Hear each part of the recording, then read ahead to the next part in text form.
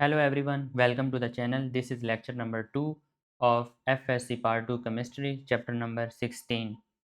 In this lecture, I will cover components of the environment. Components of the environment को हम layers of earth भी कहते हैं. इसके अलावा इनको earth components भी कहा जाता है.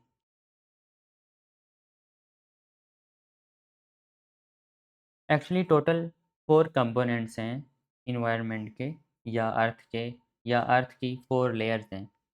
उनके नाम atmosphere, hydrosphere, biosphere and lithosphere हैं. इस लेक्चर के अंदर हम डिटेल में एटमॉस्फेयर को पढ़ेंगे और नेक्स्ट लेक्चर्स के अंदर हाइड्रोस्फेयर, बायोस्फेयर एंड लिथोस्फेयर को कवर करेंगे. एटमॉस्फेयर या दूसरे जो कंपोनेंट्स हैं उनको दो पार्ट्स में डिवाइड किया गया है, नॉन लिविंग एंड लिविंग. तो environment components are divided into living and non living components. Non living components के अंदर एटमॉस्फेयर, हाइड्रोस्फेयर एंड लिथोस्फेयर हैं और लिविंग कंपोनेंट्स के अंदर ओनली बायोस्फेयर है. ऐसा क्यों है? क्योंकि एटमॉस्फेयर एयर से रिलेटेड है, हाइड्रोस्फेयर वाटर से रिलेटेड है, लिथोस्फेयर सॉलिड क्रस्ट के रिलेटेड है, जो ज़मीन की ठोस तय है उसके रिलेटेड है लिथोस्फेयर, एंड बायोस्फेयर लाइफ से रिलेटेड है. तो इसी वजह से बायोस्फीयर को सेपरेट रखा गया है लिविंग कंपोनेंट्स में, बिकॉज़ जितनी भी जानदार चीज़ें हैं वो बायोस्फीयर में आती हैं और दूसरे जो भी कंपोनेंट्स हैं वो नॉन लिविंग थिंग्स को डील करते हैं. अब हम वर्ड्स की कंपोजिशन को देखते हैं कि इन्वायरमेंट के कंपोनेंट्स जो हैं उनके वर्ड्स जो हैं उनका मीनिंग क्या है. जैसे कि एटमॉस्फेयर के स्टार्टिंग में है एटमो, जिसका मीनिंग है एयर, एंड डेफिनेशन है the layer of air that surrounds Earth. ये हवा की लेयर जो है जो अर्थ को घेरे हुए है. अब जो है एयर का मतलब है मिक्सचर ऑफ गैसेस. अगर मिक्सचर ऑफ गैसेस लिखा हो या एयर लिखा हो तो मीनिंग सेम ही है. एंड हाइड्रोस्फेयर में हाइड्रो जो है उसका मतलब है वाटर. मीन ये वाटर के रिलेटेड है. जितना भी वाटर ज़मीन पर या सराउंडिंग में मौजूद है वो हाइड्रोस्फेयर में आएगा. अब आप सोच रहे होंगे कि जो अंडरग्राउंड वाटर है, ज़मीन के अंदर मौजूद है रिजर्वर्स में, जो हम मोटर्स वगैरह यूज़ करके निकालते हैं, पंप यूज़ करते हैं, या जो वाटर क्लाउड्स में मौजूद है, जो वाटर वेपर्स बन गए हैं, वो सारे के सारे हाइड्रोस्फेयर का पार्ट हैं. लिथोस्फेयर जो है, ये लिथो का मीनिंग है स्टोन. इसकी डेफिनेशन है the solid rocky crust that covers Earth. ठोस पथरीली तय ज़मीन की, उसको हम लिथोस्फेयर कहते हैं. एंड बायोस्फेयर का वर्ड जो है स्टार्टिंग में बायो है, तो bio meaning life, mean all the living organisms वो बायोस्फेयर में आएंगे. चाहे वो लिविंग ऑर्गेनिजम्स समंदर की तह में मौजूद हैं, चाहे वो लिविंग ऑर्गेनिजम्स हवा में मौजूद हैं, वो बायोस्फेयर का पार्ट है. एटमॉस्फेयर का मीनिंग है, इसका जो डेफिनेशन है कि mixture of gases that surrounds Earth. और हम ये भी कह सकते हैं कि layer of air that surrounds Earth. ये इसकी डेफिनेशन है. एटमॉस्फेयर के कंपोनेंट्स को देखें तो नाइट्रोजन और ऑक्सीजन डोमिनेंट हैं, ये गालिब हैं, ये बहुत ज़्यादा परसेंटेज में पाए जाते हैं. 78% नाइट्रोजन है, 21% ऑक्सीजन है. तो ये आलमोस्ट 99% ये दोनों गैसेस बनाती हैं. उसके बाद आर्गॉन कार्बन डाइऑक्साइड, नियॉन ये हीलियम है, and then methane, krypton, hydrogen and xenon. इनकी जो वैल्यूज़ हैं जो बुक में दी गई हैं उनको आपने याद रखना है. ये इंपॉर्टेंट है, एमसीक्यूज़ में भी पूछी जाती हैं.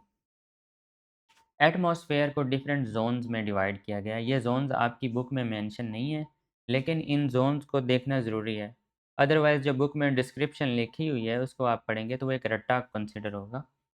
तो पहले आप जोन्स को देखेंगे तो आपको जो कंसेप्ट है वो क्लियर हो जाएगा. जोन्स ऑफ द एटमॉस्फेयर को लेयर्स ऑफ द एटमॉस्फेयर भी कहते हैं.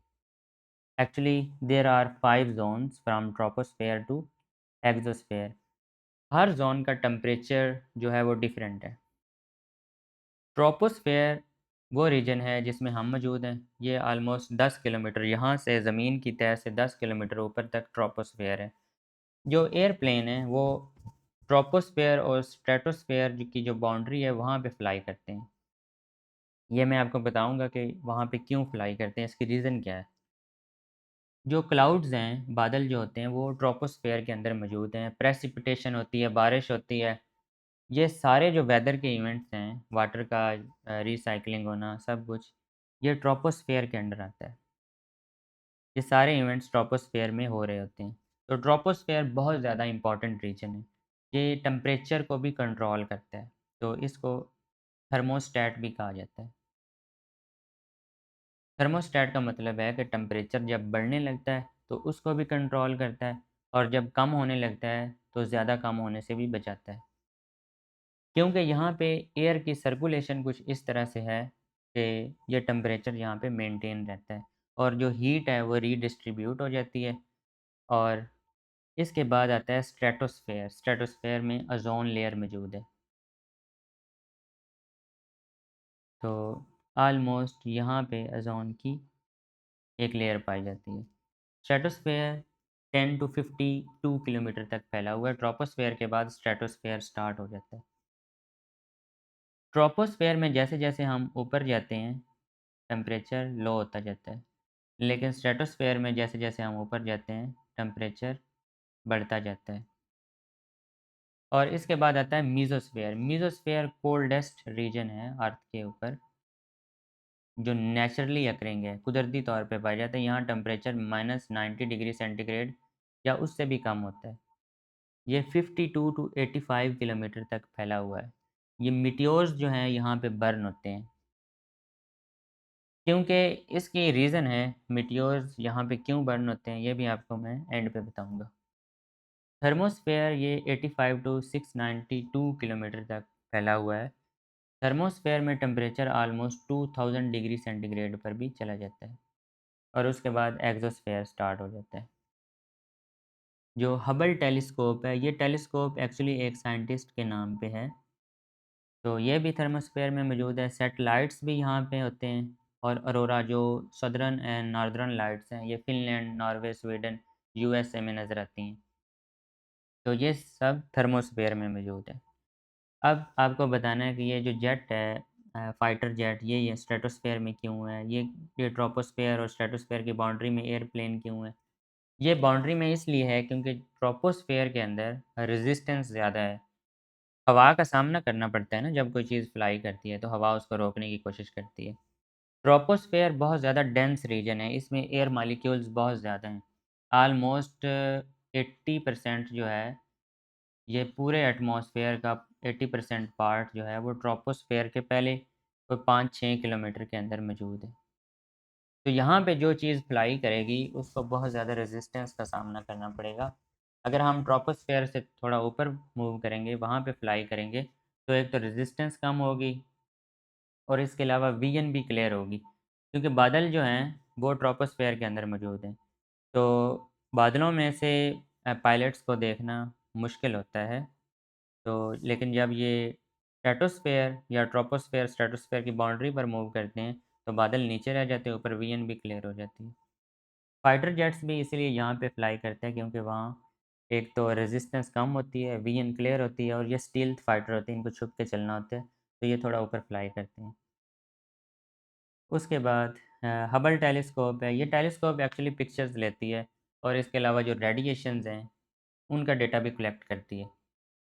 ये एक्चुअली इसके ऊपर सोलर प्लेट्स लगाई गई हैं, ये अपनी एनर्जी जो है वो सन से लेती है और जो हमारा प्लैनेट सिस्टम है या गैलेक्सीज़ हैं, उनकी पिक्चर्स लेती है। एक्चुअली टेलीस्कोप ऑपरेट हो सकती है, हम ट्रोपोस्फेयर में बैठ के भी, ज़मीन पे बैठ कर भी देख सकते हैं, लेकिन प्रॉब्लम ये है कि यहाँ से विज़न क्लियर नहीं होगी, साफ नज़र नहीं आएगा और हम उतनी इन्फॉर्मेशन नहीं कलेक्ट कर सकते जितनी कि थर्मोस्फेयर में कलेक्ट कर सकते हैं। अब ये सैटेलाइट और हबल टेलीस्कोप ये थर्मोस्फेयर में क्यों है? ये मीज़ोस्फेयर में भी हो सकती थी। मीज़ोस्फेयर में इसलिए नहीं है क्योंकि मीज़ोस्फेयर में स्टिल एयर पार्टिकल्स जो है वो एक गैसेज़ के पार्टिकल्स एक-दूसरे से जो करीब हैं, तो इस वजह से यहाँ कुछ रेज़िस्टेंस है।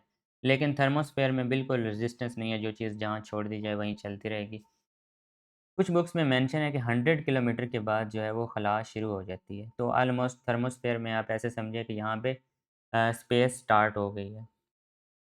तो सैटेलाइट्स या जो हबल टेलीस्कोप है इसको इस इनके लिए रेजिस्टेंस नहीं, इनको कोई चीज़ रोकेगी नहीं। अब एग्ज़ोस्फेयर जो है इसका 692 से ऑलमोस्ट 10,000 किलोमीटर लिखा हुआ है। डिफरेंट बुक्स में डिफरेंट वैल्यू मेंशन है।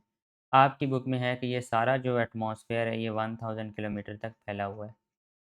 तो आप 1000 किलोमीटर ही लिखेंगे क्योंकि जहाँ भी देखेंगे आपको मुख्तलिफ वैल्यूज़ मिलेंगी क्योंकि नासा जो है जैसे कि एक अमेरिकन कंपनी है, ये भी डेटा कलेक्ट करती है। और भी कंपनीज़ हैं, वो भी डेटा कलेक्ट करेंगी। तो हर कंपनी मुख्तलिफ डेटा देती है। बहुत सारे लोग जो है एग्ज़ोस्फेयर को 1000 किलोमीटर तक काउंट करते हैं, कुछ 5000, कुछ जो है 10,000 किलोमीटर तक। तो इनकी वैल्यूज़ जो है वो याद करने की ज़रूरत नहीं है, लेकिन इसको माइंड में ज़रूर रखना है। अगर आप इन सारी चीज़ों को माइंड में रखेंगे, तो आपको ये सब कुछ याद रहेगा। तो अब हम बुक को रीड कर लेते हैं कि बुक में क्या लिखा हुआ है। The layer of gases surrounding the earth is called atmosphere. ये ऑलरेडी आपको क्लियर है। और इसके अलावा गैसेस डिफरेंट प्रोपोर्शंस में होती हैं, उनका तनासिब डिफरेंट है। मीन नाइट्रोजन ज़्यादा है, ऑक्सीजन उससे कम है, then argon, then carbon dioxide and then trace amounts of other gases, जिसमें नोबल गैसेस भी मौजूद हैं। अब वाटर वेपर्स जो है वो एटमॉस्फेयर में मौजूद होते हैं, और सबसे जो निचली तह है उसके अंदर, जो कि ट्रोपोस्फेयर है। स्ट्रेटोस्फेयर में वाटर के वेपर्स मौजूद नहीं होंगे, यहाँ पे ओज़ोन मौजूद है और 1000 टाइम्स मोर ओज़ोन है वाटर से। तो water is almost nothing in stratosphere. उसके बाद है कि it's thickness is about 1000 kilometre. सारे ज़ोन्स को मिला के 1000 किलोमीटर थिकनेस बनती है आपकी बुक के मुताबिक। और सारा का सारा जो मास है, इसका ज़्यादा से ज़्यादा जो है वो 5.6 किलोमीटर में है, क्योंकि वाटर वेपर्स यहाँ पे ज़्यादा हैं नीचे वाली लेयर में, गैसेस भी एक दूसरे के करीब-करीब हैं, तो इसी वजह से डेंसिटी जो है वो फर्स्ट 10 किलोमीटर में ज़्यादा होती है। ऑलमोस्ट 80% जो है मास जो है वो एटमॉस्फेयर का, वो 5.6 किलोमीटर के अंदर मौजूद है। The gases in atmosphere absorb most of cosmic rays. अब जो खला से, स्पेस से जो रेज़ आती हैं वो कॉस्मिक रेज़ होती हैं। इनमें न्यूक्लियाई भी हो सकते हैं, जैसे कि हाइड्रोजन का न्यूक्लियाई है, वो आ गया है, वो एक कॉस्मिक रे है जो स्पीड ऑफ लाइट से मूव करती हैं। And major portion of harmful electromagnetic radiation, जैसे कि यूवी रेज़ हैं, एक्स रेज़ हैं, गामा रेज़ हैं, ये भी सन से आती हैं। इनको भी अब्ज़ॉर्ब करती हैं गैसेस। तो आप सोच रहे होंगे कि सिर्फ़ ओज़ोन जो है वो अब्ज़ॉर्ब करती है, ऐसा नहीं है। ओज़ोन के अलावा नाइट्रोजन है, वो भी अब्ज़ॉर्ब करती है, ऑक्सीजन भी अब्ज़ॉर्ब करती है। इवन जो वाटर वेपर्स होते हैं, जो क्लाउड्स हैं, ये भी कुछ रेडिएशंस को अब्ज़ॉर्ब कर लेते हैं। अदरवाइज़ अगर ये रेडिएशन क्रॉस कर जाएँ एटमॉस्फेयर को और ये ज़मीन की तह तक जहाँ हम मौजूद हैं, वहाँ आ जाएँ, तो ये इवन कैंसर काज़ भी कर सकती हैं। हमारी जो आई साइट है, नज़र है, उसको भी छीन सकती है, ये इतनी ज़्यादा ख़तरनाक है। The gases present in the atmosphere are essential for sustaining life. Of course, oxygen ज़रूरी है ब्रीदिंग के लिए, सांस लेने के लिए। कार्बन डाइऑक्साइड फोटोसिंथेसिस के लिए ज़रूरी है। कार्बन डाइऑक्साइड 0.03% है, लेकिन अगर कार्बन डाइऑक्साइड ना हो तो फोटोसिंथेसिस नहीं हो सकती। फोटोसिंथेसिस जब नहीं होगी तो प्लांट्स भी ख़त्म हो जाएंगे। And N2 is used for nitrogen fixing bacteria. ज़मीन के अंदर जो है, जो मिट्टी होती है, उसमें नाइट्रोजन फिक्सिंग बैक्टीरिया होते हैं। एक्चुअली वो N2 जो नाइट्रोजन होती है उसको नाइट्रेट्स में कन्वर्ट कर देते हैं, NO2 माइनस और NO3 माइनस, जो कि प्लांट्स ले सकते हैं। प्लांट्स डायरेक्टली N2 नाइट्रोजन को नहीं ले सकते। तो अगर नाइट्रोजन फिक्सिंग बैक्टीरिया ना हो तो फिर भी ये नाइट्रोजन जो है वो पौधों तक नहीं पहुंच सकेगी। नाइट्रोजन पार्ट है क्लोरोफिल का। क्लोरोफिल में एक मैग्नीशियम के साथ मेरे ख़्याल से 4 नाइट्रोजन जुड़े हुए होते हैं। तो अगर नाइट्रोजन नहीं होगी तो प्लांट्स के जो पत्ते हैं वो येलो होना शुरू हो जाएँगे और प्लांट बाद में डाई हो जाएगा।